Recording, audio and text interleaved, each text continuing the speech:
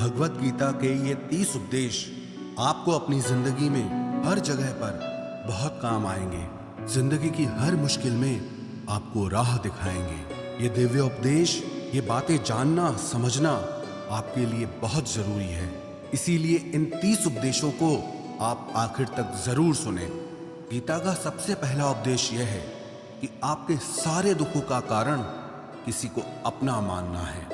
आप कभी गौर करना, आपकी जिंदगी के सारे दुख, सारी तकलीफें, सारी चिंताएं वहीं से आती है जहां आपका अपनापन होता है कि ये मेरा है, ये मेरा अपना है। वहीं से आपकी जिंदगी में दुख आना शुरू हो जाते हैं। एक व्यक्ति के पास एक बहुत बड़ा महल था। उसने जिंदगी भर की सारी संपत्ति लगाकर उस महल को बनाया था। आसपास के शहरों के कई लोग उसके महल को देखने आते थे।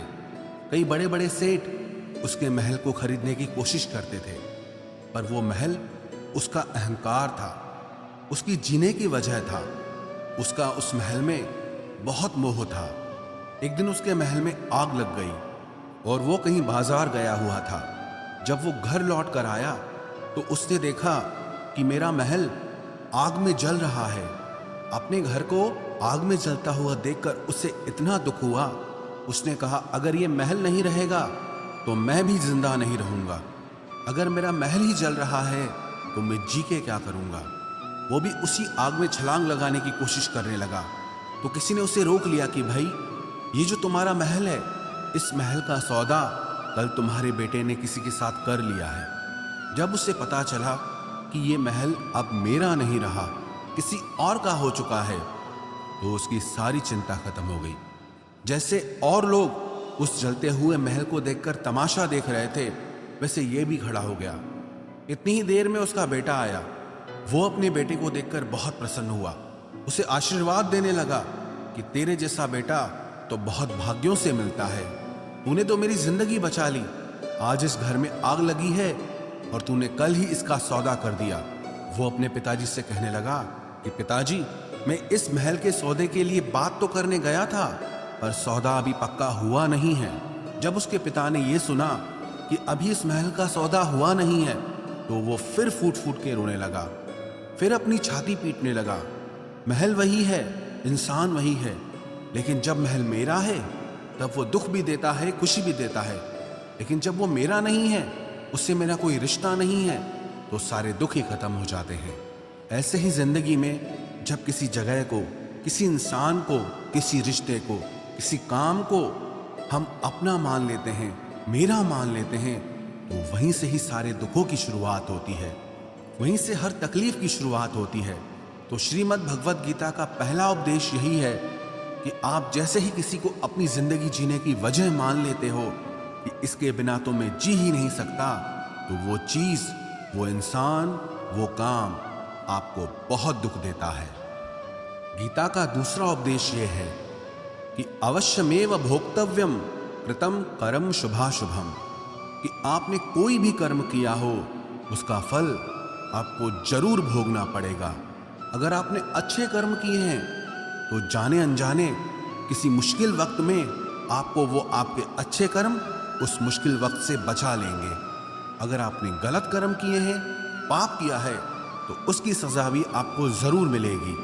वो इंसान कितना ही छुप कर कर्म करे, चाहे वो कितना ही चालाकी से कर्म करे, लेकिन कहते हैं कि उस परमात्मा के, ईश्वर के चारों तरफ कैमरे लगे हुए हैं। हमारे एक एक कर्म पर वो प्रकृति, वो परमात्मा अपनी दृष्टि बनाए रखते हैं। हमारे एक एक कर्म का हिसाब होता है। एक गांव में दो मित्र रहते थे। उन दोनों ने विचार किया कि इस गांव में हम धन नहीं कमा पा रहे। वो दोनों धन कमाने के लिए शहर में चले गए। कुछ वर्ष वहां रहकर उन्होंने काफी धन कमाया। फिर सोचा कि अब हम अपने घर वापस चलते हैं, पर्याप्त मात्रा में हमने धन कमा लिया है। उस समय पे यातायात की इतनी सुविधाएं नहीं होती थी। वो अपने बैलों पर ही यात्रा कर रहे थे। चलते चलते मार्ग में रात हो गई, तो उन्होंने विचार किया, आज रात हम यहीं विश्राम करते हैं। एक मित्र ने कहा कि मैं यहाँ पर रहकर धन की रक्षा करता हूँ, तुम बाजार जाकर भोजन की व्यवस्था कर लो। जब वो मित्र बाजार गया तो उसके मन में पाप आ गया। उसने कहा, इतना पैसा हमने कमाया है, अगर मैं इसको यहीं जंगल में मार दूं तो सारा पैसा मेरा हो जाएगा, नहीं तो मुझे इसका आधा धन इसको देना पड़ेगा। मन में ये खोट आने पर उसने अपने मित्र के खाने में जहर मिला दिया, और जब वो खाना लेकर के अपने मित्र के पास गया, उसका मित्र वो जहर वाला खाना खाकर वहीं पर उसकी मृत्यु हो गई। वो व्यक्ति सारा धन लेकर के अपने घर वापस आ गया। फिर उसके घर में एक पुत्र ने जन्म लिया। जब उसका बेटा पैदा हुआ तो वो बहुत बीमार रहता था। उसने अपने जीवन में जो कुछ भी धन कमाया था, उसका वो सारा धन अपने बेटे के इलाज में ही खत्म हो गया। बेटा बड़ा होता गया और उसका धन नष्ट होता गया। जब उसका बेटा थोड़ा बड़ा हो गया तो उसके पिता ने पूछा कि बेटा तू इतना बीमार क्यों रहता है, तू ठीक क्यों नहीं होता? मैंने अपनी जिंदगी का सब कुछ तुझ पे लगा दिया, पर फिर भी तेरी तबीयत ठीक नहीं रहती। तो उसके बेटे ने बोला, कौन सा बेटा और कौन सा पिता? मैं तेरा वही मित्र हूं जिसको तूने जंगल में जहर दे के मार दिया था, लेकिन मैं अपना वही हिसाब पूरा करने के लिए तेरे पुत्र के रूप में तेरे घर में आया हूं। अब मेरा तेरा हिसाब बराबर और मेरा जीवन अब यही समाप्त होता है। तो गीता का उपदेश हमें यही सिखाता है, कोई अपने आप को कितना भी चालबाज समझता हो, होशियार समझता हो, लेकिन अगर उसने गलत कर्म किया है, चाहे आज नहीं तो कल उसे उसका फल भोगना ही पड़ेगा। कोई भी व्यक्ति अपने किए हुए कर्म से बिना उसको भोगे कभी छूट नहीं सकता। गीता का तीसरा उपदेश यह है कि आज में जियो, कल की चिंता करना छोड़ दो। जो भी व्यक्ति अपने बीते हुए कल या अपने आने वाले कल में खोया रहता है, वो जिंदगी में कभी खुश नहीं रह सकता। आपको जिंदगी में खुशी सिर्फ और सिर्फ तब मिल सकती है जब आप वर्तमान में जी सके, आज के आनंद को जी सके।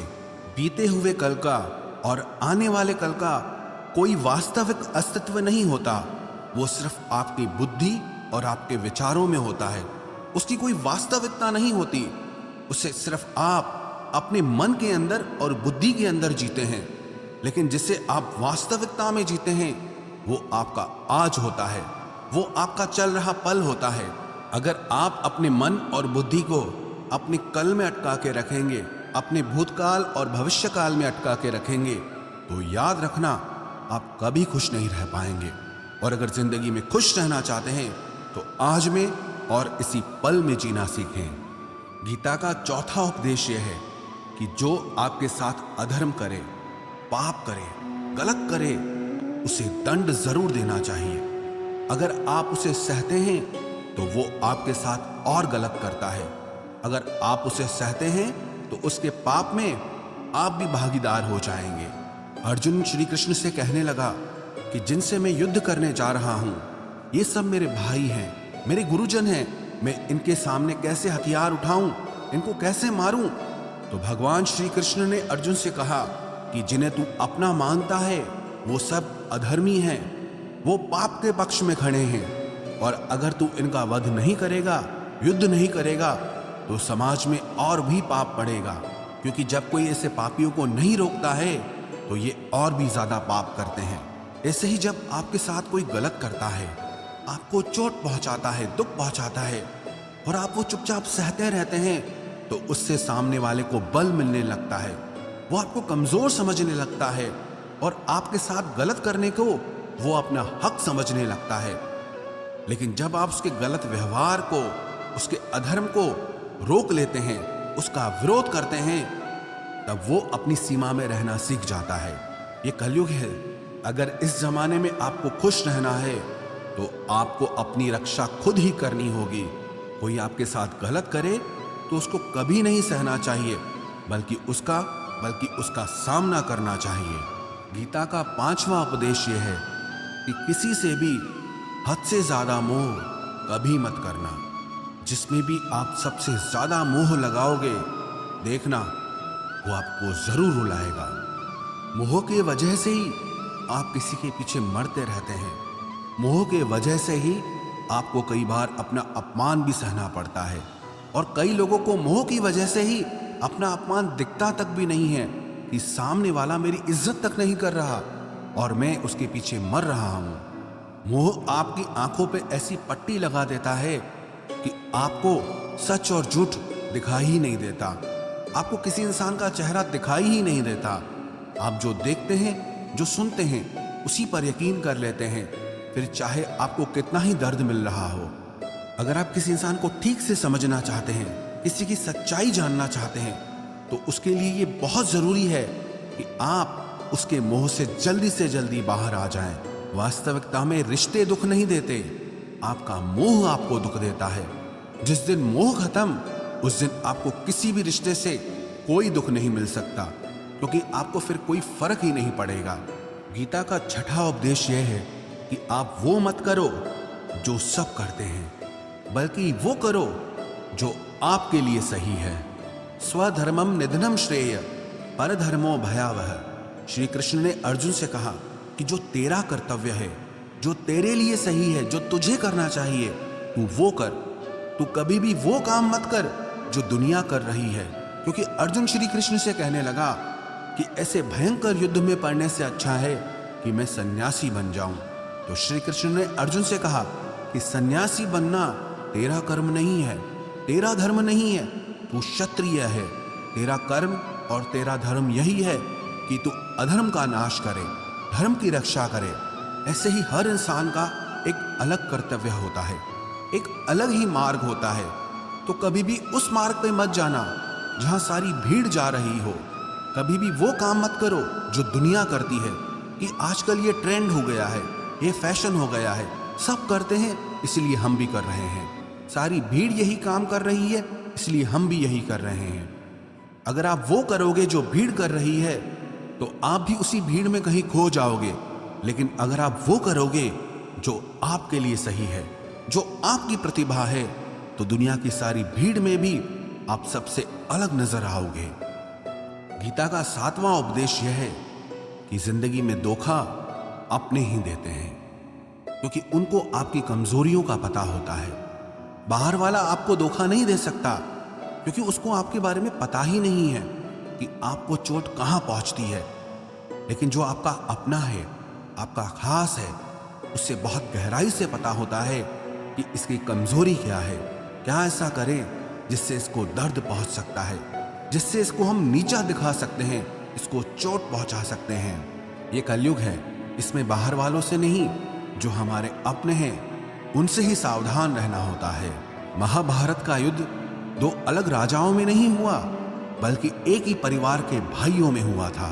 सब आपस में एक ही वंश के लोग थे। कितनी बार दुर्योधन ने जहर देकर के भीम को मारना चाहा, न जाने कितनी बार दुर्योधन ने पांडवों को जान से मारने की कोशिश की। वो उसका पराया नहीं था, उसका भाई था। सारी लड़ाइयां घर के अंदर ही होती है, बाहर कौन लड़ेगा हमसे? घर में ही सारे झगड़े होते हैं। तो आपको चोट सिर्फ वही लोग पहुंचा सकते हैं जो आपके अपने हैं। आपको धोखा सिर्फ वही लोग दे सकते हैं जो आपके अपने हैं। गीता का 8वां उपदेश यह है, जो इंसान अपनी रक्षा खुद नहीं कर सकता, उसकी रक्षा भगवान भी नहीं कर सकते। श्री कृष्ण ने अर्जुन से कहा, तस्मात् सर्वेषु कालेषु माम अनुस्मर युध्य च, कि हे अर्जुन, तू हर काल में मेरा स्मरण करते रहना और युद्ध भी करते रहना। अर्जुन ने श्री कृष्ण से पूछा कि ये युद्ध तो कुछ दिनों में समाप्त हो जाएगा, लेकिन आप कह रहे हैं कि तू हमेशा मेरा स्मरण करता रहे और युद्ध करते रहना। हमेशा युद्ध करने का क्या मतलब है? तो श्री कृष्ण ने अर्जुन से कहा कि ये जिंदगी ही रणभूमि है। इस जीवन में सुख दुख आते रहेंगे और तुझे उनका डट के मुकाबला करना है। श्री कृष्ण ने ये नहीं कहा कि तू चुप करके बैठ जाना और मैं लड़ाई करूंगा। बहुत गहराई है गीता के ज्ञान में। हमारे जीवन की डोर भी संभाल के ईश्वर बैठे हैं, लेकिन युद्ध हमें ही करना है। ईश्वर को याद करना है कि हे ईश्वर, मुझे शक्ति देना, मुझे समझ देना, मुझे बुद्धि देना, ताकि मैं अपनी जिंदगी की सारी लड़ाइयां जीत सकूं, मैं जिंदगी में सही मार्ग पे चल सकूं। लेकिन आपको अपनी लड़ाई भी खुद लड़नी पड़ती है। जो लोग ये कहते हैं कि हम कुछ नहीं करेंगे, सब वो ईश्वर करेगा, तो कहते हैं कि आलसी इंसान को देखकर तो भगवान भी घबरा जाता है कि ये कुछ नहीं करेगा। भगवान ने बुद्धि दी है, समझ दी है। ईश्वर आपको प्रेरणा देते हैं, शक्ति देते हैं, लेकिन आपको अपनी रक्षा स्वयं ही करनी होगी। गीता का नवा उपदेश यह है कि कोई भी ऐसी गंदी आदत खुद को मत लगने देना जो आपकी जिंदगी बर्बाद कर दे। कहीं ना कहीं महाभारत का यह युद्ध एक जुआ की आदत की वजह से ही शुरू हुआ था। सारा खेल वहीं से शुरू हुआ था।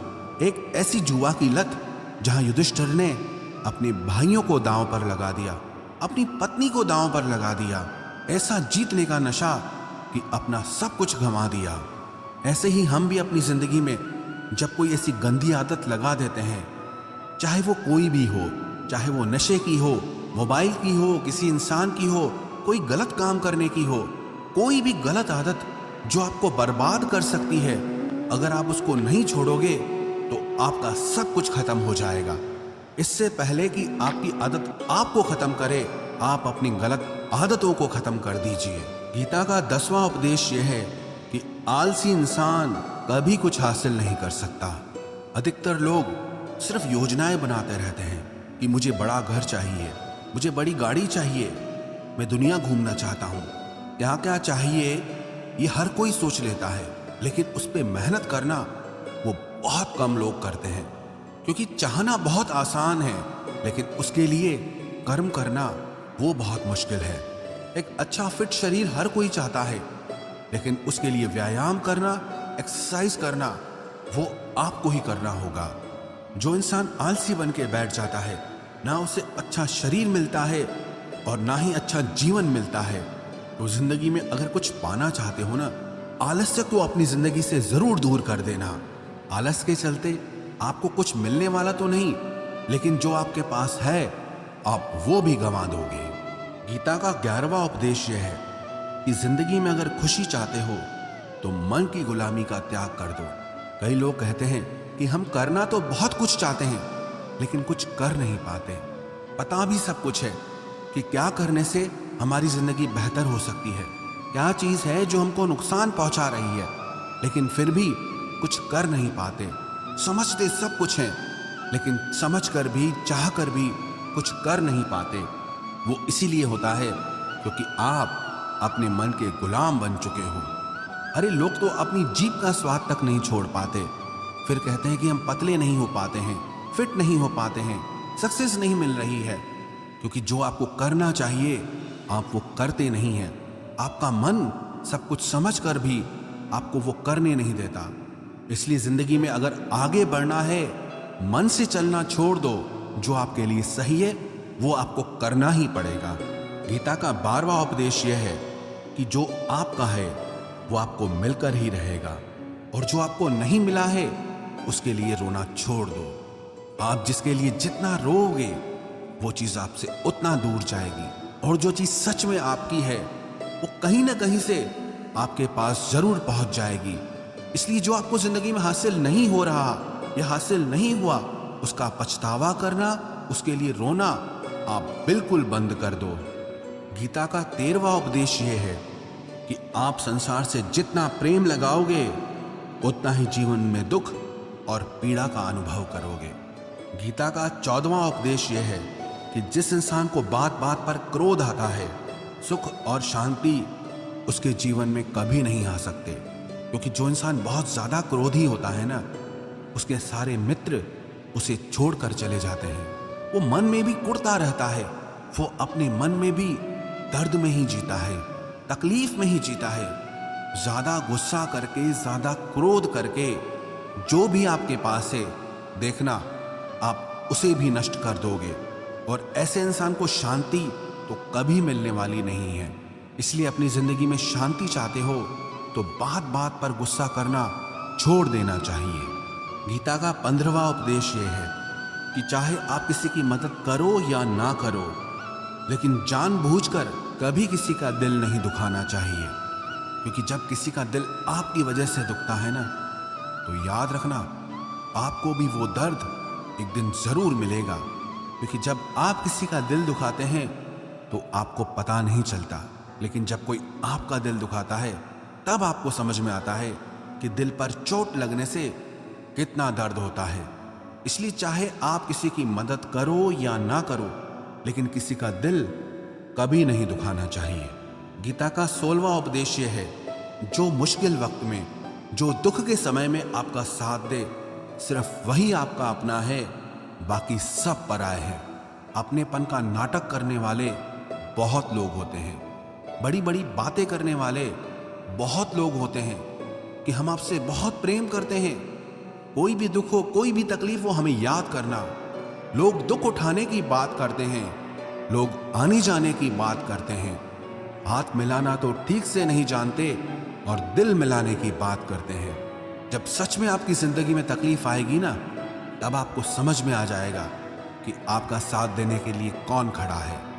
क्योंकि उस समय पे सारे लोग भाग जाते हैं, क्योंकि लोगों को पता होता है कि ये व्यक्ति हमारे पास आया तो हमसे मदद ही मांगेगा, हमको कुछ दे नहीं पाएगा।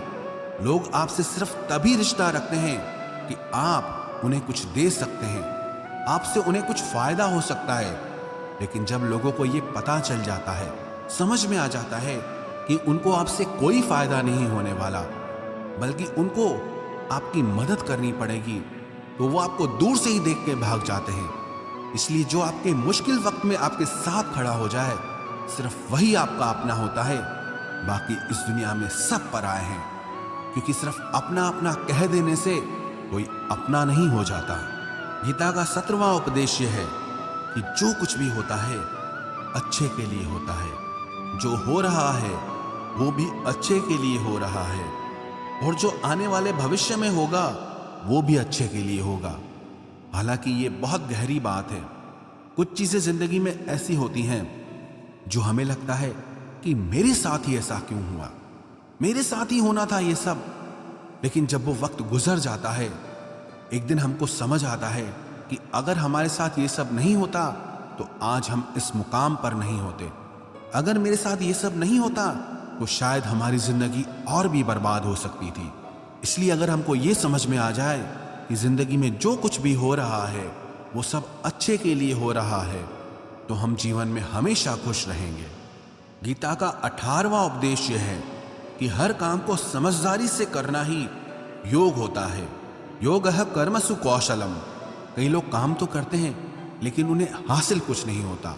बहुत लोग कहते हैं कि हम बहुत मेहनत करते हैं, तब भी जिंदगी में सफलता हासिल नहीं हो रही। बहुत कुछ करने से, बहुत मेहनत करने से आपको सफलता नहीं मिलेगी, लेकिन सही तरीके से, समझ के साथ काम करने से आपको जिंदगी में सफलता जरूर मिलेगी। गीता का 19वां उपदेश यह है कि कभी भी किसी भी चीज की अति नहीं करनी चाहिए। कोई भी चीज हद से ज्यादा मत करना। किसी से प्रेम भी हद से ज्यादा मत करना।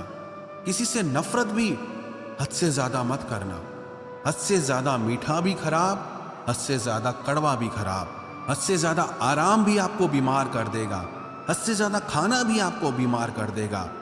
हद से ज्यादा भूखा रहना भी आपको नुकसान पहुंचाएगा, और हद से ज्यादा जागना भी आपको बहुत नुकसान पहुंचाएगा। तो जीवन को संतुलन के साथ जीना चाहिए। जैसे ही आप संतुलन खो देते हैं, वैसे ही आपके जीवन में दुर्घटना हो जाती है। गीता का 20वां उपदेश यह है कि जिसे आप सबसे ज्यादा महत्व दोगे, वो आपको कभी महत्व नहीं देगा। आपने कभी गौर किया कि आपका अपमान कौन लोग करते हैं? आपका अपमान सिर्फ वही लोग करते हैं जिसे आप सबसे ज्यादा महत्व देते हैं। दूसरों की इज्जत करना अच्छी बात है, पर दूसरों की अगर बहुत ज्यादा इज्जत करोगे तो उनकी नजर में आपकी ही इज्जत खत्म हो जाती है। इसीलिए किसी को भी कभी भी अपना सब कुछ नहीं बनाना चाहिए कि तुम ही मेरे सब कुछ हो। जैसे ही आप किसी को सब कुछ बना लेते हैं अपना, तो आप उसके लिए कुछ भी नहीं रह जाते। इसलिए लोगों को इज्जत उतनी ही देनी चाहिए जितना वो हजम कर सकें। हद से ज्यादा इज्जत देना आपकी ही बेइज्जती करवा सकता है। गीता का 22वां उपदेश यह है कि किसी पर भी आंख बंद करके भरोसा मत करना। जैसे महाभारत की कथा में दुर्योधन ने कितनी बार षड्यंत्र करके पांडवों को मारने की कोशिश की, आग में जलाने की कोशिश की, और वो धर्म पे चलने वाले लोग बार बार उसकी बातों में आ जाते थे। ये बात और है कि ईश्वर उनकी रक्षा कर रहे थे, पर जिसे वो अपना भाई समझ रहे थे, जिसे वो अपना सगा समझ रहे थे, जिस पे वो भरोसा कर रहे थे, वही उनकी मृत्यु करवाना चाहता था। इसीलिए भरोसा करते समय अपनी आंखें जरूर खुली रखना। गीता का 23वां उपदेश है, जिसके साथ सत्य और ईश्वर की शक्ति है। चाहे सारी दुनिया उसके खिलाफ हो जाए, लेकिन अंत में जीत उसी की होती है। श्रीमद् भगवत गीता में 18 अध्याय हैं, 700 श्लोक हैं। गीता का आखिरी श्लोक है, यत्र योगेश्वरः कृष्णो यत्र पार्थो धनुर्धरः तत्र श्रीर विजयोर्भूतिर ध्रुवानी तिर्मतिर्मम। धृतराष्ट्र बार बार संजय से पूछता था कि बताओ, युद्ध में कौन जीत रहा है, कौन हार रहा है, क्योंकि उसे विश्वास था कि महापराक्रमी भीष्म पितामह मेरे पक्ष में है, गुरु द्रोणाचार्य वो मेरे पक्ष में है, कर्ण मेरे पक्ष में है, तो हमें कौन हरा सकता है। लेकिन संजय ने धृतराष्ट्र से कहा कि जहां पर ईश्वर है, जहां पर सत्य है, हमेशा वही जीतता है। चाहे आपके पास कितनी भी शक्ति क्यों ना हो, लेकिन सत्य और ईश्वर जिसके साथ खड़े हो जाएं, उसे दुनिया में कोई भी नहीं हरा सकता। गीता का 24वां उपदेश है कि जीवन में लड़ाई झगड़े से बचना चाहिए, लेकिन जब बात आपके चरित्र, सम्मान और अधिकार की हो तो लड़ना भी चाहिए। अर्जुन भी महाभारत का युद्ध करना नहीं चाहता था, क्योंकि सामने उसके अपने खड़े थे, लेकिन श्री कृष्ण ने उसे उपदेश दिया कि यहां पर बात लड़ाई की नहीं है, तेरे सम्मान की है, तेरे चरित्र की है, तेरे अधिकार की है। जो द्रौपदी के साथ कौरवों ने भरी सभा में अपमान किया, उसे नग्न करने की कोशिश की, इतना बड़ा अधर्म किया, वो तुम्हें कभी नहीं सहना चाहिए। इसलिए बात जब आपके चरित्र पे आ जाए, आपके सम्मान पे आ जाए, तो चाहे वो अपना ही क्यों ना हो, आपको उसके साथ जरूर लड़ना चाहिए। गीता का 25वां उपदेश यह है, चाहे कितना भी बुरा वक्त आ जाए, लेकिन जो इंसान जिंदगी में हिम्मत नहीं हारता, वो सब कुछ हासिल कर सकता है। जब पांडव लोग जुए में सब कुछ हार गए, उनको 12 साल के लिए वनवास मिला और 1 साल के लिए अज्ञातवास मिला। वो भिक्षा करके अपनी जिंदगी को पालते थे, जंगलों में भटकते रहते थे, भयानक जानवरों के बीच, लेकिन इतना मुश्किल वक्त झेलने के बाद भी आखिरी में विजय उन्हीं की हुई, क्योंकि उन्होंने अपने अंदर में कभी हिम्मत नहीं खोई थी। ऐसे ही आपकी जिंदगी में कितना ही मुश्किल वक्त क्यों ना आ जाए, लेकिन आपके अंदर अगर हिम्मत है तो जीत आपकी ही होगी। गीता का 26वां उपदेश यह है कि जो किसी और का है, उस पर कभी अधिकार मत जमाना, कभी कब्जा मत जमाना। जब शकुनी ने षड्यंत्र करके पांडवों को हस्तिनापुर से अलग करवा दिया, एक खांडव प्रस्थ का राज्य दे दिया, जहां की भूमि भी बंजर थी, जहां कुछ नहीं हो सकता था, लेकिन पांडवों ने उस शहर को इतना सुंदर बनाया, इतना वैभवशाली बनाया कि हस्तिनापुर भी उसके आगे फीका लगने लगा। और उनके उस वैभव को देख के, सुख को देख के दुर्योधन अंदर ही अंदर जलता था। उसने कई बेईमानियां करके, षड्यंत्र करके उनका वो खांडव प्रस्थ भी उनसे छीन लिया। जो चीज उसकी नहीं थी, उस पर कब्जा किया। तो उसका आखिर में परिणाम यही हुआ कि जो चीज उसके पास थी, वो भी उसके पास नहीं रही। इसलिए जो आपका नहीं है, कभी उस पर अधिकार नहीं जमाना चाहिए।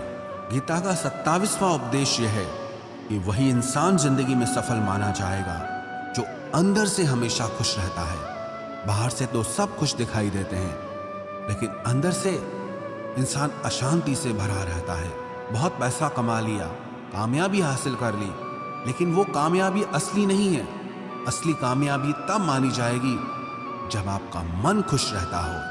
गीता का 28वां उपदेश यह है कि आप जैसा अन्न खाओगे, वैसा ही आपका मन और आपकी बुद्धि होगी। आप वैसा ही कर्म करोगे, वैसा ही आचरण करोगे। सात्विक अन्न खाओगे तो आपका मन भी सात्विक होगा, सात्विक व्यवहार भी करोगे, सोच भी आपकी अच्छी होगी। तमोगुणी और रजोगुणी आहार करोगे तो आपकी बुद्धि भी वैसी होगी, आप काम भी वैसे करोगे। श्री कृष्ण ने भगवत गीता में सात्विक, राजसी और तामसी इन तीनों आहारों का विस्तार से वर्णन किया है कि क्या खाना चाहिए, क्या नहीं खाना चाहिए। पर सार यही है, जो मनुष्य सात्विकता से भोजन करता है, सात्विक भोजन करता है, उसे जीवन में शांति और सुख जरूर मिलते हैं।